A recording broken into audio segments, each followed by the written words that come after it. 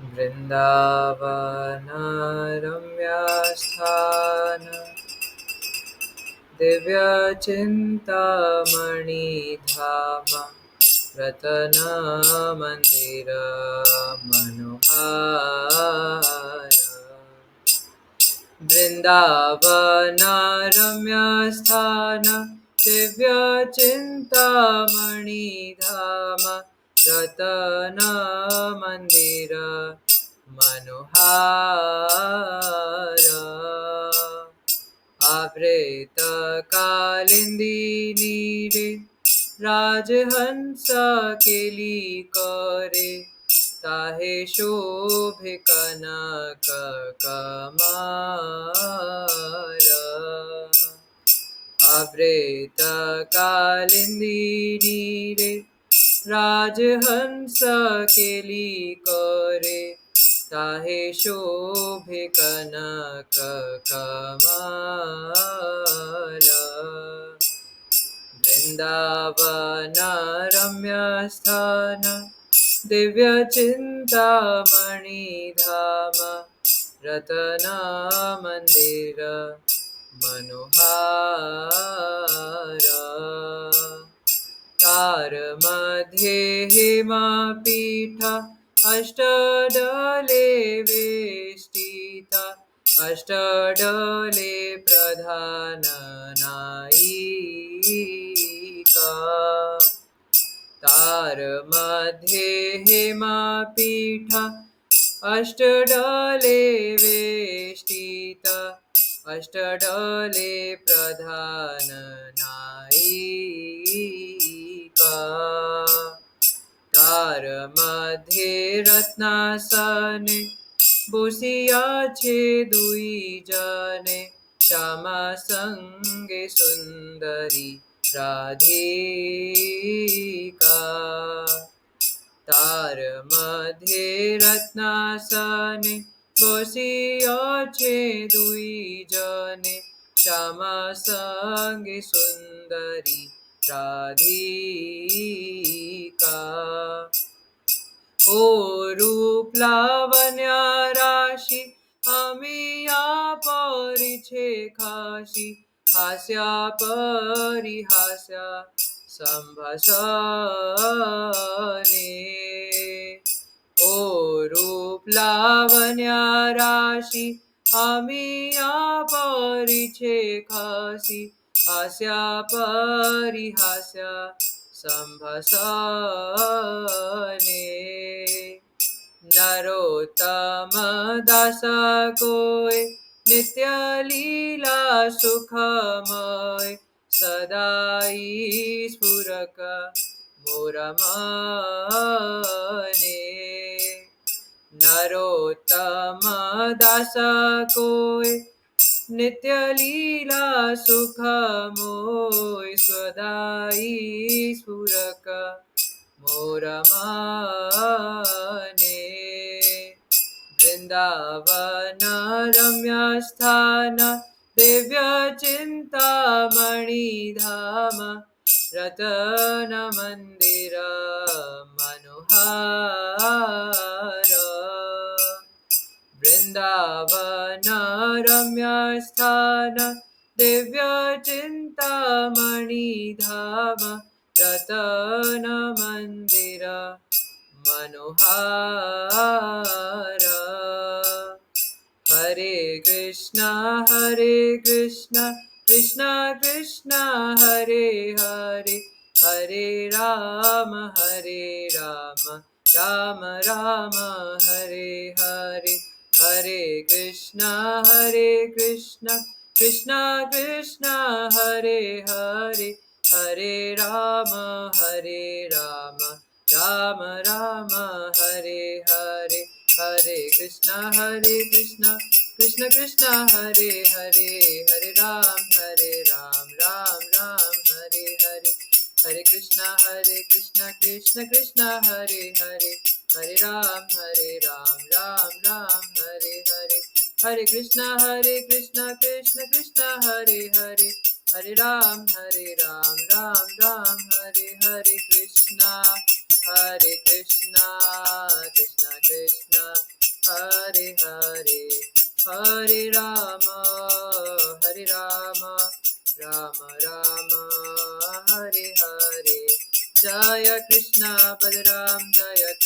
बलराम कृष्ण बलराम जय कृष्ण बलराम जय ललिता विशाखा जय राधे श्याम ललिता विशाखा जय राधे श्याम जय ललिता विशाखा जय राधे श्याम ललिता विशाखा जय राधे श्याम जय गौरानिताय गौरानिताय गौरानिताय जय गौरानिताय जय गौरानिताय गौरानिताय गौरानिताय जय गौरानिताय जय जय प्रभुपाद प्रभुपाद प्रभुपाद जय प्रभुपाद जय जय प्रभुपाद प्रभुपाद प्रभुपाद प्रभुपाद धर्मारि नाम संकीर्तन की जय। ओम विष्णुपाद परमहंस परिव्रजाचार्य अष्टोत्तर शतश्री श्रीमद हिज डिवाइन ग्रेस अभिचरणारविंद भक्ति विदान स्वामी श्रील प्रभुपाद महाराज की जय। जय ओम नित्य लीला प्रविष्ट ओम विष्णुपाद परमहंस परिव्रजाचार्य अष्टोत्तर शतश्री श्रीमद शिल भक्ति सिद्धांत सरस्वती ठाकुर प्रभुपाद की जय। श्री श्री कृष्ण बलराम जी की जय। तो हम बलराम पूर्णिमा के बहुत करीब आ चुके हैं और अब बस 2 ही दिन शेष रह गए हैं। 2 दिन भी क्या, कल का दिन बचा है, परसों तो है ही बलराम पूर्णिमा। कुछ लोगों के लिए राखी पूर्णिमा है, रक्षाबंधन है ना। मतलब सबके लिए ये है, बट इम्पोर्टेंट तो बलराम पूर्णिमा है। हालांकि रक्षाबंधन क्यों मनाते हैं कई लोगों को मतलब एग्जैक्टली ये भी नहीं पता होता है ना। बस लगता है कि एक रिवाज है ना, एक धागा बांधना है बस लाल रंग का, उसमें कुछ अलग अलग मोती होंगे, कुछ प्लास्टिक के बीड्स होंगे और फिर बोलेंगे कि रक्षा करो है ना। कोई मिठाई खिला देगा और मिठाई भी महाराज कह रहे थे आधी खिलाएंगे है ना, और बोलेंगे भैया आप मेरी रक्षा करना। अरे भैया खुद अपनी माया से रक्षा नहीं कर पा रहा, वो तुम्हारी रक्षा क्या करेगा है ना। तो इसलिए अगर कोई भी भैया है जो सच में रक्षा कर सकते हैं तो वो दाऊ भैया है, बलराम भैया है।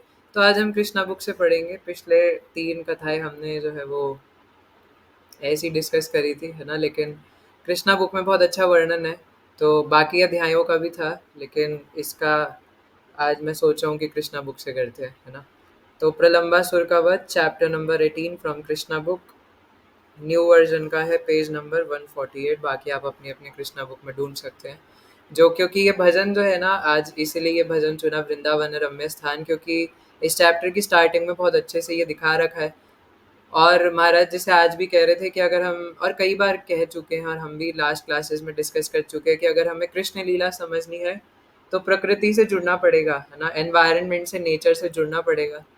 इसलिए रोहित प्रभु जानते हैं ना, हम लोग तो जानबूझ के ऐसी जगहों में घूमने जाते हैं जहाँ पर कुछ पहाड़ी वाला इलाका हो या कुछ ऐसे झरने वगैरह हो है ना, या फिर कुछ मतलब दिल्ली में तो ऐसा कुछ मिलता नहीं है, लेकिन फिर भी हम ऐसे कहीं जाने की कोशिश करते हैं जहाँ थोड़े फ्लावर्स वगैरह हो, जहाँ थोड़ी प्रकृति हो। अब कई लोग मेरे को गाली देते हैं ये बोल के कि अरे आप तो घूमने जा रहे हो, पर अब मैं उन्हें क्या समझाऊं कि मैं क्यों जा रहा हूँ वहाँ पर है ना। तो रोहित प्रभु तो जानते हैं है ना कि हम कहीं ऐसी फ्लावर्स वाली जगह पे, ऐसे गार्डन्स वगैरह में इसलिए जाते ताकि थोड़ा बहुत हम समझ पाए है ना कि कृष्ण लीला में क्या चल रहा है ये सब। क्योंकि ऐसी जगहों पे शहरों में रह के समझ नहीं सकते है ना कि क्या हो रहा है ये सब। तो इसलिए वृंदावन रम्य स्थान अब इमेजिन भी नहीं कर सकते सही से कि ये रम्य स्थान होता क्या है। खासकर जिसने वृंदावन आज से 10 साल पहले भी तक नहीं देखा, 50 साल पहले तो दूर की बात है, तब तो हम थे ही नहीं। लेकिन 10 साल 12 साल पहले वाला वृंदावन भी जिसने नहीं देखा उसको कैसे पता होगा कि वृंदावन रम्य स्थान होता क्या है। क्योंकि आजकल तो वही सब कंजेस्टेड है ना, ये सब देखते हैं। मैं पहले भी कई बार कह रहा था कि वृंदावन में एक जगह आती है, गौशाला से पीछे वाली रोड पे जाते हैं ना छठी करा तक आने के लिए, तो वहाँ पे कोई रोड आती है उधर पेंटालून्स, डोमिनोज, मैकडोनल्ड्स, पता नहीं क्या क्या है ना। कई बार हम वापस दिल्ली आते हुए देखते हैं तो लगता है अबे है ना, ये दिल्ली का चांदनी चौक कहाँ से आ गया, मैं तो वृंदावन में था है ना, ये क्या हो गया है ना। तो भौतिक आंखें हैं है ना, इसीलिए वृंदावन तो हमेशा रम्य ही रहता है, लेकिन हमें नहीं दिखेगा, हमें तो वही दिखेगा कि वहाँ पे उल्टे सीधे शॉप्स हैं, ये सब है। तो जो भी है, लेकिन शिला नरोत्तम दास ठाकुर महाशय तो वर्णन करे कि वृंदावन रम्य स्थान दिव्य चिंतामणि धाम। चिंतामणि क्या होता है वही नहीं पता अभी हमें, मणि क्या होता है वही नहीं पता। तो इसलिए वृंदावन एक ऐसा रम्य स्थान है, चिंतामणि धाम है, और उससे बढ़कर कोई है नहीं। और वृंदावन रम्य स्थान दिव्य चिंतामणि धाम रत्न मंदिर मनोहार है ना, कि ये रत्न मंदिर हर जगह पर बने हुए होते हैं। अब अगर आपको ये सब देखना है तो बीबीटी की पेंटिंग्स में आप थोड़ा बहुत देख करके इमेजिन कर सकते हो, उसमें कई सारे चबूतरे वगैरह वो वृंदावन में बनाकर दिखाते हैं, है ना, पेंटिंग्स में कि झरने बह रहे हैं, ये है जो भी है। तो ये सब जब उसमें घुसेंगे नहीं तब तक पता नहीं चलेगा कि कृष्ण बलराम की लीला क्या है ना। And this is very important. और तो ठीक है, अभी थोड़ा लीला स्टार्ट करते हैं ना, काफ़ी कुछ है वैसे चर्चा करने को। तो प्रलंबासुर का वध। तो इससे पहला अध्याय था दावा अग्नि का शमन, है ना, भगवान ने जब पूरे जंगल की आग पी गए थे। लिटिल कृष्णा में वो दोनों असुर एक साथ आते हुए दिखाते हैं, है ना, कि वो जो अग्नि वाले का नाम तो मुझे नहीं याद क्या था ना, और वो और प्रलंबासुर दोनों एक साथ आते हैं। लेकिन पता नहीं अब वो सही दिखाया नहीं दिखाया, लेकिन कृष्णा बुक से पढ़ते हैं। विनाशकारी अग्नि को बुझाकर श्री कृष्ण पुनः अपने परिजनों, मित्रों, गायों, बछड़ों तथा बैलों से घिरकर और उनके गायन से महिमा मंडित होकर वृंदावन में प्रविष्ट हुए, जो सदैव गायों से परिपूर्ण रहता है। जब श्री कृष्ण तथा बलराम वृंदावन में ग्वालों तथा गोपियों के मध्य जीवन का आनंद लूट रहे थे, तो क्रमशः ग्रीष्म ऋतु आ गई। भारत में ग्रीष्म ऋतु का कोई स्वागत नहीं करता, क्योंकि वहाँ इस मौसम में अत्यधिक गर्मी पड़ती है। किंतु वृंदावन के सारे लोग प्रसन्न थे, क्योंकि वहाँ ग्रीष्म ऋतु वसंत की भांति प्रकट हुई, है ना। तो सुखदेव गोस्वामी ऐसी वर्णन कर रहे दशम स्कंद भागवत में, जैसे कल कृष्णा प्रभु भी बता रहे थे कि वृंदावन में गर्मी भी किस समान आई, एकदम वसंत के समान, है ना। जैसे हर तरफ बस ठंडी ठंडी हवा बह रही है ना, गर्मी तो है लेकिन हर तरफ ठंडी ठंडी सुहावनी हवा बह रही है, जो जब बदन में छूती है तो आनंद महसूस हो रहा है ना। और साथ ही साथ फूलों की खुशबू आ रही है, हर जगह फूल जो है वो इधर उधर खिल रहे हैं, है ना। तो ऐसा श्री कृष्ण तथा बलराम के वहाँ रहने के कारण हो सका, क्योंकि वे दोनों ब्रह्मा तथा शिव के भी नियामक हैं। वृंदावन में अनेक झरने हैं, जिनसे निरंतर पानी गिरता रहता है, और उनकी ध्वनि इतनी मीठी होती है कि इसमें झंगूरों की झनकार दब जाती है। सर्वत्र जल बहने के कारण वन सदैव अत्यंत हरा भरा तथा सुंदर दिखाई देता है। अब ये सब आजकल देखने को नहीं मिलेगा, है ना। वृंदावन में झरने तो मुझे नहीं लगता शायद ही बचे होंगे। लोगों को झरने देखने दूर राजस्थान ही जाना पड़ता है डूबने के लिए, है ना, मरने के लिए, है ना। उन्हें वृंदावन में झरने दिखते ही नहीं आजकल ना। वहाँ पे इतना बुरा हाल, अब जो भी गवर्नमेंट हो, बीजेपी हो, कांग्रेस हो, फलाना ढिमकाना जो भी हो ना, यमुना नदी का ऐसा हाल कर रखा है ना, ध्यान तो कुछ रखते नहीं है। तो वो यमुना नदी में सारा कचरा छोड़ देते हैं, है ना। वहाँ कहाँ महाप्रभु, है ना, अगर एक छोटी सी पानी की धारा बहते हुए देख लेते थे तो यमुना पुली ने, है ना, और इस प्रकार से वो याद करने लग जाते थे। और लेकिन यहाँ पर वृंदावन का हमने हाल ही ऐसा करा हुआ है ना, कि ये सब हमें कहीं दिखेगा ही नहीं, अत्यंत हरा भरा, है ना, सुंदर दिखता था, है ना। और हर तरफ झरने बहते रहते थे, है ना, हर तरफ अलग अलग चिड़िया कू कू, है ना, और अलग अलग आवाज़ें निकालती रहती थी। तो ये सब हम बस पढ़कर ही कुछ इमेजिन कर सकते हैं। वृंदावन वासी सूर्य के झुलसाने वाली गर्मी से या अधिक ताप से कभी भी विचलित नहीं होते थे। वृंदावन की झीलें हरी घास से घिरी रहती हैं, और उनमें कहलार, कंज और उत्पल जैसे नाना प्रकार के कमल पुष्प खिलते रहते हैं। अच्छा, ये यहाँ पे कमल पुष्पों के टाइप बता रहे हैं, है ना। बताओ, कमल के भी टाइप्स होते हैं।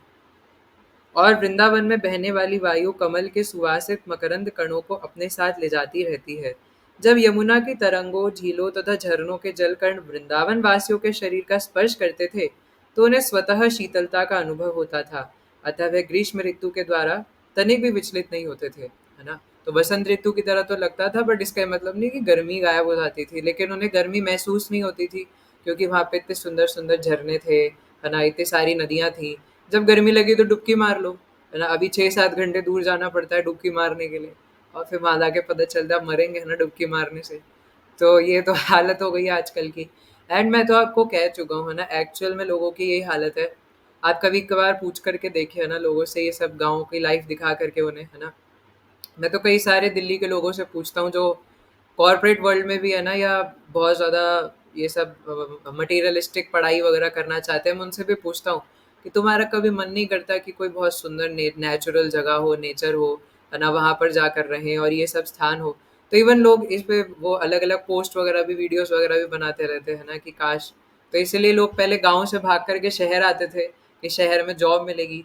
अब वो बेवकूफ़ वापस शहर से भाग करके गाँव जाना चाहते हैं कि क्यों आ गए इस बेवकूफ़ वाली जगहों पे बेवकूफ़ बनने के लिए, है ना। जैसे आप में से भी कई लोग हैं, है ना, जो छोटे छोटे अलग अलग गाँव जैसे इलाकों में रहते हो, चाहते हम दिल्ली जाएं, जयपुर जाएं, मरने के लिए चाहे जॉब करने के लिए। अब उन्हें कौन समझाए भैया, यहाँ पे गाँव नहीं है, यहाँ पे सिर्फ गुरुग्राम है, लेकिन वो गुरुग्राम ग्राम नहीं है भैया। उधर स्काई स्क्रैपर बिल्डिंग्स है बड़ी बड़ी, है ना। उधर आपको, है ना, मतलब कोई जानवर गाय वगैरह भी मुश्किल, गुरुग्राम में तो फिर भी खैर थोड़ी बहुत रोड पे चलते हुए देखने को मिल जाती है ना। तो बुरी हालत है वहाँ पे, अलग अलग आपको मेट्रो देखने को मिलेगी, है ना। कोई अंडरग्राउंड जा रही है, कोई अपर ग्राउंड जा रही है, थोड़े टाइम बाद शायद हवा में भी चलने लग जाए, है ना। तो बस यही सब देखने को मिलेगा आपको, है ना। तो इसलिए मैं तो भक्तों से पूछता हूँ ना, जो लोग दिल्ली आते हैं सब लोग कहते हैं ना दोबारा नहीं आएंगे यहाँ पे। एक बार श्रीपाद आयेंद्र प्रभु से किसी ने कहा था, आयेंद्र प्रभु आप ये वृंदावन में लाइट बहुत जाती है और हमें बहुत सारे कीर्तन रिकॉर्ड करने हैं, तो चलिए दिल्ली चलते हैं। तो आयेंद्र प्रभु कहते हैं Delhi, it's not Delhi, it's hilly and smelly, है ना। इट्स नॉट दिल्ली, ये सिर्फ नाम की दिल्ली है, ये सिर्फ हेली है, स्मेली है, और जो बोल लो वो है ना। तो हमारे आचार्य हैं, है ना, परम पूज्य श्रील गोपाल कृष्ण गोस्वामी महाराज, है ना, इतने बड़े बड़े वैष्णव हैं जो इस खतरनाक जगह में रहकर भी प्रचार कर रहे हैं, है ना। नहीं तो रहने लायक कुछ भी नहीं है यहाँ पर, अब बचा नहीं है ना। हालांकि एक समय पर ये दिल्ली इतना सुंदर हुआ करता था, इवन जब मुस्लिम इन्वेजन भी हो रहा था उस टाइम भी बहुत सुंदर दिखा करता था, जब लाल किले से पूरी यमुना छुआ करती थी। वो सब भी कुछ नहीं बचा, है ना। तो ये वृंदावन का भी यही हाल कर रखा है ना आजकल। इसलिए आने वाले समय पे तो वो दिन दूर नहीं है तब वृंदावन में भी शायद मेट्रो आ जाएगी, है ना। उसमें भी फिर बजेगा अगला स्टेशन, श्री श्री कृष्ण बलराम मंदिर है, दरवाजे बाईं ओर खुलेंगे, कृपया अपनी धोती बचा के नीचे उतरे, है ना। तो वो दिन भी दूर नहीं है। तो इसलिए ये सब हम कृष्णा बुक में ही पढ़ करके समझ सकते हैं। तो इसलिए आज हम कृष्णा बुक से पढ़ रहे हैं ताकि हमारी उत्कंठा जागृत हो, जो लोग ग्रंथ अध्ययन नहीं करते, कि एटलीस्ट कुछ तो पढ़ें। अगर भगवत गीता भागवतम कुछ तत्व नहीं समझ में आ रहा तो भैया कृष्णा बुक ही पढ़ लो। जैसे मोहन रूपा प्रभु जी बता रहे थे कि जब मोहन रूपा प्रभु जी 40-50 साल पहले जब वो नए नए कनेक्ट हुए थे मंदिर से, है ना, तो प्रभु जी ने सबसे पहले कृष्णा बुक ही खरीदी थी और अपने घर लेके आए थे। तो उसको खोल के देखा तो मोहन रूपा प्रभु जी कहते कि अरे ये तो स्टोरी बुक है। और मंदिर में भी सब, और उस टाइम 15 रुपए की कृष्णा बुक मिला करती थी, है ना, 3 वॉल्यूम्स में होती थी। तो 45 रुपए की, 45 रुपीज की वो 3 कृष्णा बुक आई थी। आजकल 250, 300, 350 की मिलती है। तो वो प्रभु जी लेकर आए थे और कृष्णा बुक पढ़ रहे थे, तो लगा रही है तो स्टोरी बुक है, इसमें तो कुछ भी नहीं है, स्टोरीज ही तो है, ये तो पता है यार अपने को, है ना। और फिर डिवोटीज भी यही बोलते थे कि स्टोरी बुक है कृष्णा की। पर वही चीज अब बहुत सालों बाद पढ़ते गए और देखा कि ये तो श्रीमद् भागवतम में सेम वही बताया है। श्रील विश्वनाथ चक्रवर्ती ठाकुर जो टीकाएं कर रहे हैं वो बताया कृष्णा बुक में। और आपको पता है या नहीं, ऐसा मुझे लगता है, मैं याद नहीं है पूरा पक्का, है ना, लेकिन एक डिवोटी बता रहे थे कि कृष्णा बुक की भूमिका के अंदर शिला प्रभुपाद ने ये बात लिखी है कि अगर कोई आजीवन सिर्फ कृष्णा बुक पढ़ ले और उसको पूरा चिंतन मनन कर ले सिर्फ कृष्णा बुक पे, सिर्फ कृष्णा बुक पे, तो वो गोलोक प्राप्ति कर सकता है, वो भगवत प्राप्ति कर सकता है, सिर्फ कृष्णा बुक पढ़ने मात्र से, चिंतन मनन करने मात्र से। This is the potency of Krishna book, है ना। इसलिए आज हम ये कृष्णा बुक से पढ़ रहे हैं, है ना। और आप देखिए मतलब 2 पैराग्राफ में इतना मजा आ रहा है ना, ऐसा लग रहा है कि विजुअली हम सीधा वृंदावन पहुंच गए, क्योंकि हमारा मन जो है वो इलेक्ट्रिसिटी की गति से भी तेज चलता है ना। तो 1 सेकंड में हम उस वृंदावन में एटलीस्ट कुछ तो इमेजिन करने का प्रयास कर सकते हैं, है ना। अब जिन जो गांव जैसे इलाकों में रहते हैं वो तो थोड़ा और ज़्यादा कर पाएंगे, है ना। लेकिन हम जैसे लोग तो बेवकूफ़ है, हम तो बस वो सोच सकते हैं कि क्या ही दिखता होगा, कैसा ही दिखता होगा। वृंदावन सुरमय स्थल है, सुरम्य स्थल है, यहाँ सदैव फूल खिलते रहते हैं, है ना। लेकिन दिल्ली में कोई फूल नहीं खिलता। यहाँ पे मुगल गार्डन होता था पहले, जिसका नाम आप अमृत उद्यान कर दिया। वहाँ जाके लोग, है ना, देखने जाते हैं वहाँ फूल क्या होते हैं, और वहाँ पर भी गेंदे के फूल लगा देंगे और बाहर से लाकर 2-3 ट्यूलिप लगा देंगे और वो पत्ता गोभी जैसे फूल टांग देंगे झोपड़ी, ओ क्या बोलते हैं, टोकरी के ऊपर। और उसको देख के सोचते हैं लोग, अरे वाह क्या फूल है ना। मतलब बाहर के शहरों से भी लोग देखने आते हैं, क्योंकि पूरे जगह पे अनाउंसमेंट होती है ना, आप देखने आइए, है ना, अमृत उद्यान। पर वहाँ अमृत नहीं है ना, वहाँ पे सिर्फ जहर भरा पड़ा है ना। तो क्या करे, है ना। इसलिए यहाँ तो कोई फूल उगते नहीं, खासकर मैं जिस एरिया में रहता हूँ वहाँ तो फूलों का नामो निशान नहीं है ना। यहाँ तो 2 महीने में एक चंपा का फूल उगता है ना पेड़ के ऊपर। तो लेकिन वृंदावन सुरम्य स्थल है। एक बार ऐसा वर्णन आता है कि पृथ्वी देवी ने, है ना, जब हिरण्याक्ष ने पृथ्वी को डुबा दिया था, है ना, समुंदर के अंदर। क्षीरोदक्षाई समुंदर के अंदर, क्षीर सागर के अंदर है ना डुबो दिया था पूरा अंदर तक। तो जब वराहदेव ने पृथ्वी को बाहर निकाला था, तो हिरण्याक्ष सॉरी तो वराहदेव ने जब पृथ्वी को बाहर निकाल दिया था, तो पृथ्वी देवी कहती है कि पूरी पृथ्वी तो डूब गई थी, वो तो पानी में थी। लेकिन ये एक, हाँ, गर्भोदक सागर सॉरी, है ना, तो ये एक स्थान दिख रहा है ना, इसमें छोटा सा चमक रहा है, बिल्कुल हरा भरा दिख रहा है, इस पे तो कोई फर्क ही नहीं पड़ा। पूरी पृथ्वी डूब गई क्योंकि भैया पानी में डूबी है, तो सब कुछ हरा भरा कैसे दिख सकता है ना। तो इसलिए पूरी पृथ्वी नीली दिख रही थी, लेकिन एक जगह पे वो बस हरा हरा भरा स्थान दिख रहा था, एकदम रंग बिरंगा। तो पृथ्वी देवी कहती कि ये कैसे हो रहा है। तो भगवान कहते कि ये वृंदावन है ना। तो पृथ्वी देवी कहती है पर है तो ये पृथ्वी पर ही ना। तो भगवान कहते हैं ना ना ना, ऐसा मत समझो, है ना, वो तुम्हें पृथ्वी पर दिख रहा है, पर वृंदावन पृथ्वी का स्थान नहीं है ना, वो तो मेरा निज धाम है, वो गोलोक वृंदावन और भौम वृंदावन में कोई फर्क नहीं है। भौम वृंदावन मतलब जो इस जगत में वृंदावन हम देखते हैं उसको भौम वृंदावन कहते हैं, और फिर गोलोक वृंदावन है, फिर अप्राकृत वृंदावन है ना, ऐसे अलग अलग होते हैं। तो ये भौम वृंदावन है, तो दोनों में कोई फर्क नहीं है ना, दोनों एक ही है। इसलिए ऐसा मत समझो ये तुम्हारे ऊपर है, कॉन्टेमिनेटेड जगह में कैसे हो सकता है, वो स्पिरिट है और ये मैटर है। स्पिरिट मैटर का कोई मतलब ही नहीं है ना। तो वो तो बस कृपा करने के लिए वृंदावन धाम यहाँ पर प्रकट हुआ है। ऐसी नवद्वीप मायापुर धाम भी ऐसा बताया जाता है, मायापुर धाम श्रीमती राधा रानी ने खुद अपनी हाथों से बनाया था, है ना। इसलिए एक चक्र धाम जहाँ नित्यानंद प्रभु प्रकट हुए थे उसको राधा देश भी कहा जाता है ना। तो जो भी है, इसलिए अ, यहाँ पे वृंदावन में सदैव फूल खिलते रहते हैं। यहाँ अनेक प्रकार के अलंकृत हिरण भी रहते हैं, पक्षी कलरव करते हैं, मयूर कूजते और नाचते हैं, तथा मधुमक्खियाँ गुंजन करती हैं, कोयलें पंचम स्वर में गाती हैं। अब आजकल तो कोयल दिखते नहीं, कौवे नहीं दिखते आजकल, कबूतर नहीं दिखते, है ना, कोयल दिखना तो दूर की बात है। आपके यहाँ तो पता नहीं, यहाँ तो है ना सब दिखना बंद हो गया। और चाइना में तो मतलब लोग इतने बेवकूफ़ हैं वहाँ पे, उनको लगा कि ये चिड़िया वगैरह दाना खा जाती है, जहाँ जहाँ डाल डाल पर सोने सोने की चिड़िया करती है बसेरा। वो लोग इतने उल्टे दिमाग के, उनको लगा कि चिड़िया हमारा चारा खा जाती है, उन्होंने सारी चिड़िया ही मार दी है ना पूरे चाइना में से। तो ये सब हम आज सुबह महाराज क्लास में बता रहे थे कि कोई हारमोनियम सीख के अपने आप बोले वाह देखो मैंने हारमोनियम सीख लिया, अब मैं बजाऊंगा भगवान के लिए धन मोरा नित्यानंदा, है ना। लेकिन क्या सीख लिया तुमने, है ना, कोयल को देखो, उसको कुछ सीखने की जरूरत ही नहीं है। उसके यहाँ पे ऑटोमेटिक भगवान ने वो सेट कर रखा है ना, वो कू कू गाती रहती है ना। तो इसलिए कोयल पंचम स्वर में गा रही थी, मधुमक्खियाँ गुंजन कर रही थी। अब मधुमक्खियाँ, आजकल लोगों को मधुमक्खियों से भी डर लगता है ना, मतलब ऑब्वियसली वो काट लेती हैं, लेकिन ये हमें पता ही नहीं कि मधुमक्खियाँ गुंजन करती कैसे हैं। उनके ऊपर धुआं छोड़ के तो शहद कलेक्ट करते हैं लोग, है ना। तो जो भी है, फिर पक्षी कलरव करते हैं और मयूर कूजते हैं। अब मोर भी शायद आजकल तो नहीं दिखते, पहले तो फिर भी थोड़े बहुत दिखते थे, है ना, लेकिन आजकल तो मोर भी नहीं दिखते। वो देखने के लिए भी दिल्ली में एक सुंदर नर्सरी हो जाना है ना। और वो भी पता नहीं होता कि वहाँ मोर दिखेंगे, है ना, मतलब जबरदस्ती 100 रुपए की टिकट दे के वहाँ अंदर जाना पड़ता है। और फिर पता चलता है वो गार्डन में हमें बड़े सारे मोर है। फिर वो मोर देखने के लिए उसके पीछे पीछे भागना पड़ता है, ये मोर रुक जा, अरे रुक जा, हमें देखने तो दे मोर होता कैसा है भैया, हम भगवान की लीला कुछ स्मरण कर पाए, है ना, कुछ याद कर पाए। ये भगवान, है ना। तो बहुत मुश्किल से कोई इक्के दुक्के एरिया होते होंगे, है ना, जहाँ ये मोर वगैरह दिखते होंगे।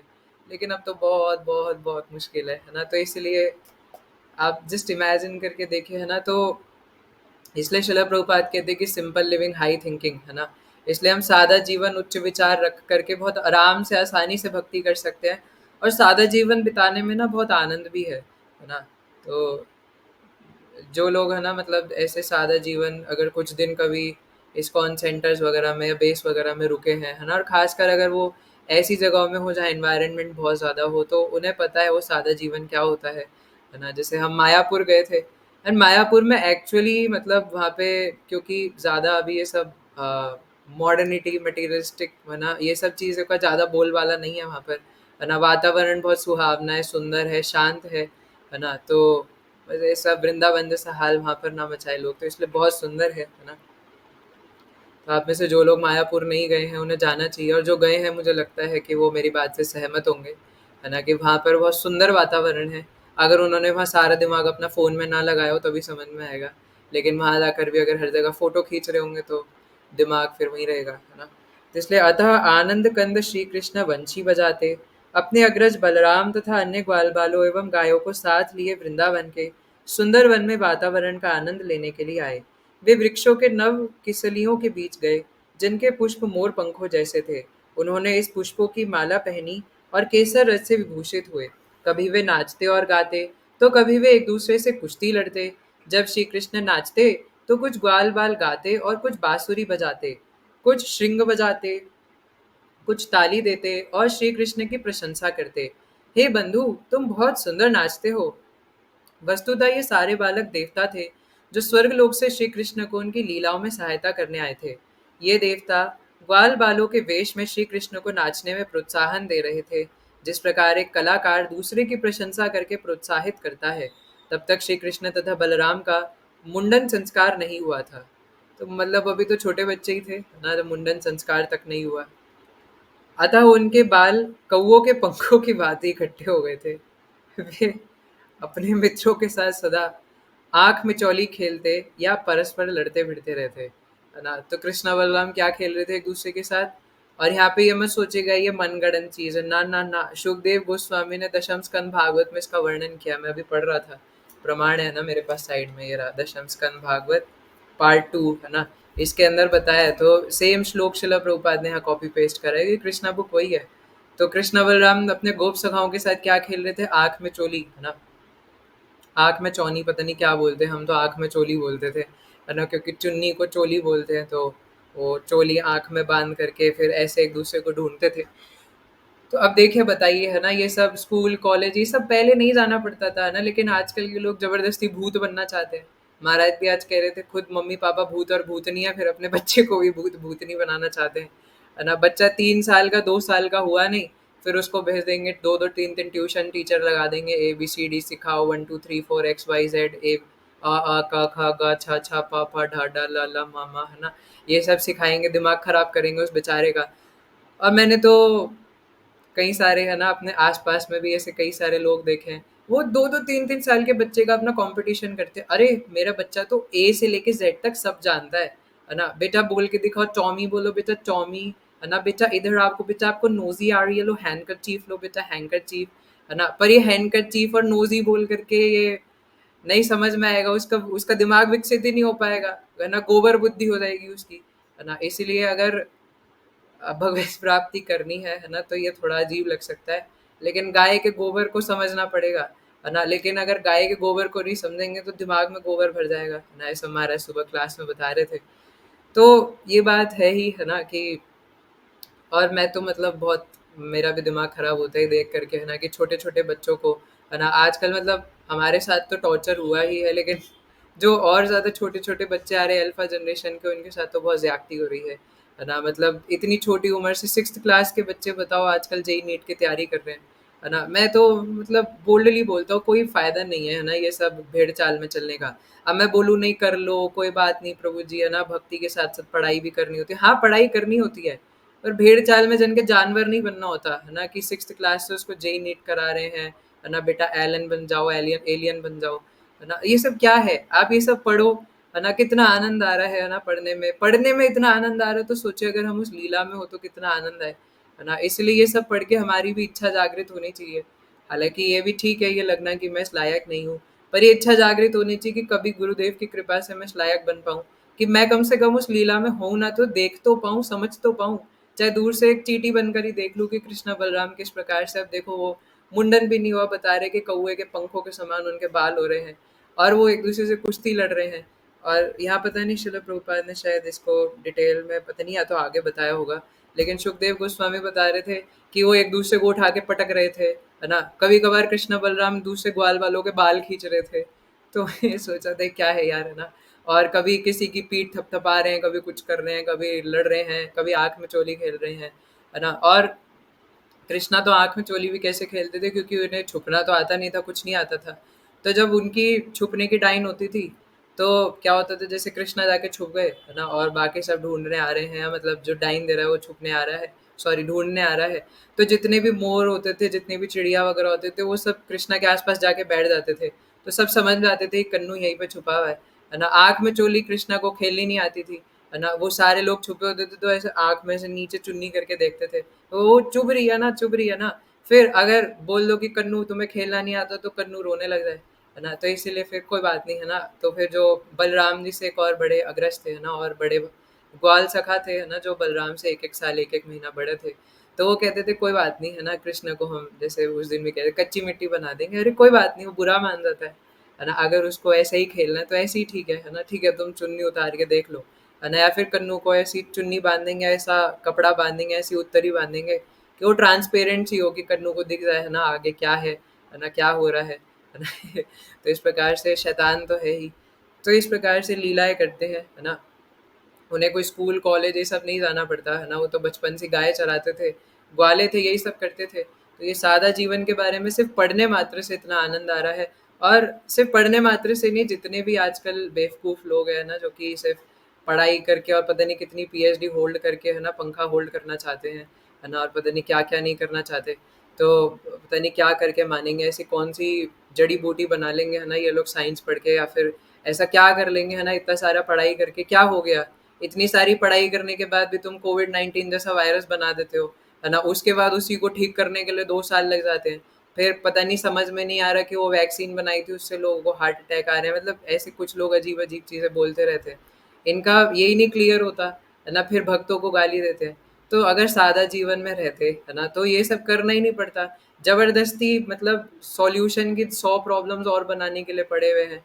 तो क्या ज़रूरत है ये सब करने की? है ना? इसीलिए श्रील प्रभुपाद चाहते थे कि हम लोग वर्ण आश्रम पद्धति को आगे बढ़ाएँ, और वर्ण आश्रम पद्धति को बहुत ज़्यादा एनकरेज करें। और परम पूज्य श्रील भक्ति विकास स्वामी महाराज इसके लिए बहुत आगे, है ना, रहते हैं, और बहुत हेल्प भी कर रहे हैं, है ना? हमारे कोटा के डिवोटीज़ भी ऐसा करना चाहते हैं कि फार्म कम्युनिटीज़ बनाना चाहते हैं बहुत सारी, है ना? जहाँ पे लोग सादा जीवन जिएँ, और सादा जीवन जी करके देख सकें कि क्या आनंद आता है ना? ये बहुत ज़रूरी है। आजकल बाहर के लोग, है ना, वो पैसे दे कर के गौशाला में जाते हैं। उनको बेवकूफ़ों को आज जाके समझ में आया कि गायों को हग करने से, गायों को ऐसे पैट करने से, है ना, या फिर उनको सहलाने से थेरेपी होती है ना? तो ये उनको बेवकूफ़ों को इतने सालों बाद समझ में आया। हम इतने सालों से कह रहे हैं कि भैया कर लो, नहीं तो गाय का गोबर है, छी! है ना? गाय का गोबर भी कोई चीज़ होती है? उपले बना रहे हो इसके, आप इसमें खाना खाते हो। जैसे वो बिहार के अगर कोई है तो उन्हें पता होगा, लिट्टी चोखा जो है वो उसी के ऊपर भूनते हैं, है ना? भूनते हैं, क्या बोलेंगे, है ना? उपलों के ऊपर। तो बोलते छी! है ना? आप उपलों के ऊपर ही, कोयले के ऊपर ही डाल रहे हो, है ना? छी, छी, छी! पता नहीं क्या खाते, these Indians are very unhygienic. और अब उनको समझ में आ रहा है बेवकूफ़ों को, है ना, कि गाय को हग करने से, और गाय का जो गोबर है ना, जो उसने हगा है, वो उसको भी यूज़ करने से, और इससे मतलब बड़ा हमारा उद्धार हो सकता है भैया, है ना? जैसे महाराज आज बता रहे थे कि इवन देवी-देवता भी उसके घर में जाते हैं जहाँ गोबर हो। वो ये नहीं देखते कौन से संगमरमर का पत्थर लगा है ना? कौन से इसने बड़े-बड़े चूड़ियाँ पहन रखी हैं, क्या पहन रखी है, सब नहीं देखते, है ना? तो इसलिए कृष्ण बलराम और यही करते थे, कभी किसी को गोबर में धक्का दे रहे हैं, कभी कुछ कर रहे हैं, है ना? कभी आँख में चोली खेलते-खेलते, है ना, किसी गाय में जाके चिपक गए, है ना? तो क्योंकि आँख में चुन्नी बंधी है ना? तो ऐसे अलग-अलग लीलाएँ करते थे। तो कभी-कभी जब उनके मित्र कीर्तन करते तथा नाचते होते, तो श्री कृष्ण उनकी प्रशंसा करते। मित्रों, तुम लोग अति उत्तम नाच तथा गायन कर रहे हो। लड़के बैल और गोल-गोल आमलकी फलों का को गेंद बनाकर खेलते। कभी-कभी वे छुपा-छुपी का खेल खेलते। तो ये सारे खेल हमारे पास कृष्णा बलराम से आए हैं, है ना? जिनमें एक दूसरे को ललकारते और छूते। कभी-कभी वे जंगली हिरणों तथा विविध पक्षियों का अनुकरण करते। वे एक दूसरे के साथ मेंढक की बोली का अनुकरण करके हंसी हंसी उड़ाते, और वृक्षों के नीचे झूलने में आनंद लेते। तो वृक्षों के नीचे, है ना, अलग-अलग झूले बना देते थे, जैसे हम कल डिस्कस कर रहे थे, अलग-अलग पत्तियों के और फूलों की शैया बना देते थे, है ना? और अलग-अलग जानवरों का अनुकरण करते थे, है ना? उनकी इमिटेट करते थे, जैसे महाराज बता रहे थे कि वो उत्तरी लेकर के, है ना, कृष्णा बलराम ऐसे मोर की तरह डांस करते थे, है ना? या कई बार शेर की आवाज़ निकाल के डराने की कोशिश करते थे, कई बार बत्तख की आवाज़ निकालते थे। तो ऐसे अलग-अलग खेल खेलते थे, है ना? मैं जितनी बार इसको पढ़ रहा हूँ उतनी बार आनंद आ रहा है ना सुनने में, पढ़ने में। ऐसा लग रहा है यार, काश काश मतलब अगर मैं उस लीला में नहीं होता तो दूर से रह के ही देख लेता, है ना, क्या चल रहा है। जैसे वो जिन्होंने वो भोंदू वाली लीला सुनी है ना, वो पास टाइम रेसिप्रोकेशन भगवान का, वो समझ सकते हैं, है ना? कभी-कभी वे परस्पर राजा तथा प्रजा का खेल खेलते, जैसे हम लोग चोर पुलिस खेलते थे। इस प्रकार श्री कृष्ण तथा बलराम अपने मित्रों के साथ सभी प्रकार के खेल खेलते, और नदियों, सरोवरों, नालों, सुंदर वृक्षों तथा उत्तम उत्तम फूलों फलों से पूर्ण वृंदावन के सुखदायक वातावरण का आनंद लूटते। एक बार वे जब अपनी दिव्य लीलाएं में लीन थे, तो प्रलंबासुर नामक एक असुर उनकी टोली में बलराम तथा श्री कृष्ण दोनों को चुराने के उद्देश्य से घुस आया। तो ये प्रलंबासुर की कथा कुछ इस प्रकार से है। अभी तक तो हम बस सीन सेट कर रहे थे। अभी तो प्रलंबासुर की एंट्री होनी है, और एंट्री हो इससे पहले पता तो प्रलंबासुर है कौन। तो एक्चुअली प्रलंबासुर जैसे धेनुकासुर पिछले जन्म में वो तो असुर ही था ना, बलि महाराज का पुत्र था। लेकिन ये प्रलंबासुर का वर्णन कुछ इस प्रकार से कि प्रलंबासुर पिछले जन्म में, या पिछले जन्म में बोल लीजिए असुर बनने से पहले, है ना, वो एक गंधर्व लोक का निवासी था, है ना, विजय नाम था उनका, और गंधर्व पुत्र थे। और सिर्फ गंधर्व पुत्र नहीं थे, बल्कि भगवान के हरि के भक्त थे। तो क्या हुआ एक बार, है ना, कि जैसे कैलाश पर्वत है, तो कैलाश पर्वत पर ही कुबेर जी का एक गार्डन है ना, बहुत अच्छा।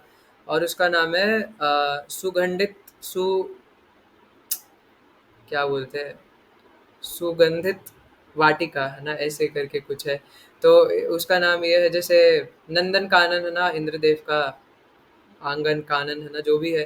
तो इसी प्रकार से ये सुकंठ जो भी है ना, वो वाला कानन था। तो यहाँ पर ये कुबेर जी का गार्डन था, जिसका ये नाम था, है ना। तो कुबेर जी का गार्डन है, नॉर्मल गार्डन तो है नहीं। तो वहाँ एक से बढ़ के एक फूल, जो धरती पर शायद उगते भी नहीं होंगे, ऐसे एक से बढ़ के एक खतरनाक खतरनाक सुंदर महकने वाले फूल वहाँ कुबेर जी के गार्डन में उगते थे। तो जितने भी देवी देवता, ये गंधर्व लोक के निवासी वगैरह होते थे, तो वहाँ जाते थे वो फूल तोड़ने के लिए। कुछ जो भगवान के भक्त होते थे, भगवान को चढ़ाने के लिए, या कुछ देवियाँ होती थी, वो अपने जूड़े में लगाती थी सजाने के लिए। तो फूल तोड़ तोड़ के लगाते थे। और सिर्फ तोड़ते नहीं थे, चुराते थे एक्चुअली, है ना।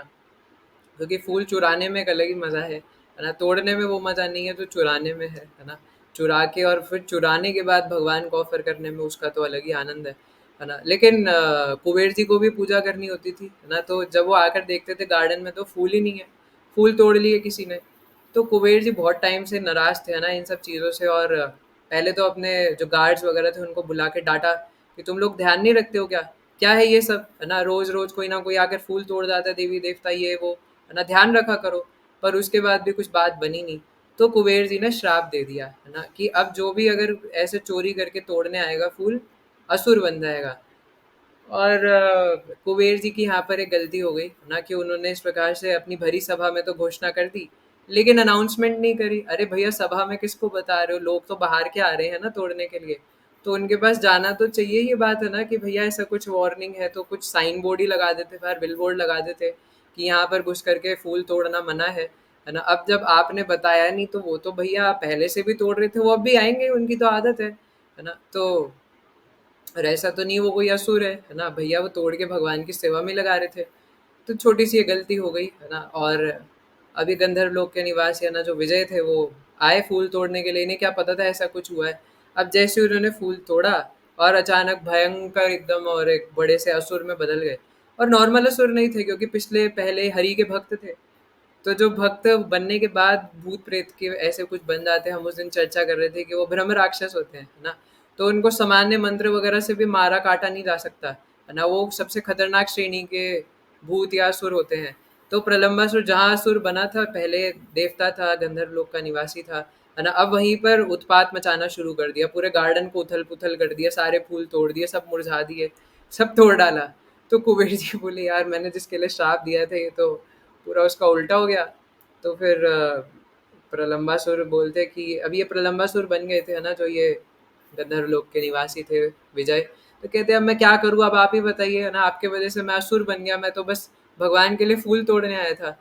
तो उत्पात मचा रहे थे, है ना, क्योंकि अब असुर स्वभाव आ गया था अंदर। तो कुबेर जी कहते कि ठीक है, मुझे माफ़ करिए, है ना, देखिए कुछ व्यवस्था करते हैं। तो देखिए आप जो है वो, आपका कंक्लूजन ये है कि आप, है ना, महासंकर्षण बलराम जी द्वारा मारे जाएंगे। और जब उनके द्वारा आप उनके हाथों चढ़ेंगे, तब जाके आपका उद्धार होगा और आप इससे मुक्त हो पाएंगे। तो पृथ्वी लोक चले जाइए, भगवान बलराम जी संकर्षण वहाँ प्रकट होने वाले हैं, है ना, तब जाके आप वापस से आपका उद्धार होगा। तो ये प्रलंबासुर भी, है ना, यही जो हम चर्चा करते हैं हमेशा कि असम की साइड में सारे असुर थे, तो प्रलंबासुर भी वहीं पे रहता था। तो कंस जब दिग्विजयी बनने के लिए निकले थे, तो इसको भी, प्रलंबासुर को भी ले आए यहाँ पे मथुरा में, है ना। बड़ा सा फ्लैट दिया था, क्योंकि लंबा चौड़ा असुर था। तो नॉर्मल 20 गज के फ्लैट में तो आएगा नहीं, है ना, तो बहुत लंबा चौड़ा बड़ा सा फ्लैट दिया रहने के लिए, है ना। फिर जब देखा है ना कि सारे ये पूतना तृणाव्रत फलाना ढिमकाना और ये अग्नि दैत्य है ना जितने भी हैं, सबके सब मारे जा रहे हैं, है ना, सबको भगवान स्वाहा कर दे रहे हैं। जो भी आ रहा है वृंदावन में वो वापस नहीं आ रहा, है ना। तद धाम परमम मम, है ना, जो एक बार मेरे धाम को आ जाता है वो वापस नहीं लौटता। तो यही हो रहा था, जो भगवान के धाम में असुर जा रहा था वो वापस ही नहीं आ रहा था। तो कंस तो उनका तो बीपी ब्लड प्रेशर, है ना, सब कुछ डायबिटीज वगैरह सब बढ़ गया था। सोचे यार क्या करूं, जो जा रहा है मर के आ रहा है, जो जा रहा है अब मर के आ भी नहीं रहा, वहीं से गायब, है ना। अब क्या करे, तो प्रलंबासुर ने बोला कि बॉस आपको पहले मुझे बताना चाहिए था ना, मैं जाता हूँ एक बार। तो कंस पूछते कि तुम में ऐसा क्या खास बात है, तुम क्या कर लोगे जो वो नहीं कर पाए। तो प्रलंबासुर एक एक गिनाने लग जाते, देखिए पूतना ने ये गलती करी थी, ये गलती करी थी, बॉस आप मुझे एक मौका दीजिए। वो लोग सिर्फ बल दिखाते थे, पर मेरे पास बल के साथ बुद्धि भी है ना, तो बल के साथ बुद्धि भी लगानी होती है कई बार। तो मैं जाता हूँ, मैं करके देखता हूँ। लेकिन प्रलंबासुर भी जानता था कि वो भी कोई सामान्य तो है नहीं, और पता नहीं किस किस को, पूतना को, है ना, और इसको उसको एक सेकंड में मार देते थे भगवान, है ना। षटकासुर को तो छोटी सी उम्र में लात मारी और सीधा खत्म, है ना, लात मार के पूरा चूरा चूरा कर दिया।